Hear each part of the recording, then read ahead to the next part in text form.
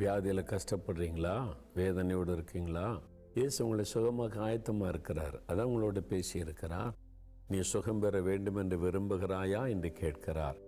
நீங்கள் முதலாவது உங்களுடைய சுகத்தை விரும்பணும். நீங்கள் என்ன விரும்பி கேட்பீங்களோ அதில் தான் இயேசு அற்புதம் செய்வார்.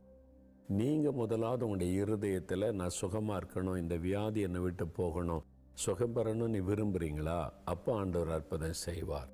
அதனால் தான் ஆண்டவர் கேட்கிறார், நீ விரும்புகிறாயா என்று. உண்மையாக விரும்புகிறீங்களா? ஏன்னா சிலர் விரும்ப மாட்டாங்க.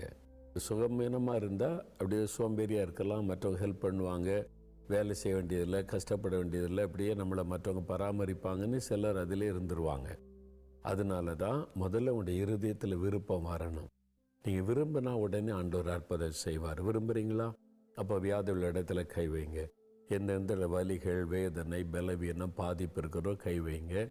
உங்களுடைய வலது கையை வைத்து கொள்ளுங்க. இப்போ நம்ம ஜெபிக்கலாம். உடனே அற்புத மாற்றம் உண்டாகும். தகப்பனே, யார் யார் தங்களுடைய சரீரத்தில் வலது கரத்தை வைத்து கொண்டு எனக்கு சுகம் வேண்டும், வியாதியில் இந்த விடுதலை வேண்டும் என்று ஜெபிக்கிறார்களோ அவர்களோடு இணைந்து நான் ஜெபிக்கிறேன்.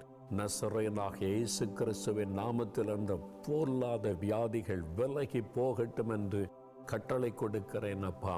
கேன்சர் வியாதிகள் மறையட்டும், ஆஸ்துமா வியாதி இயேசுவின் நாமத்தில் விலகட்டும், பொல்லாத டிபி நோய்கள் மறையட்டும் இயேசுவின் நாமத்தினாலே.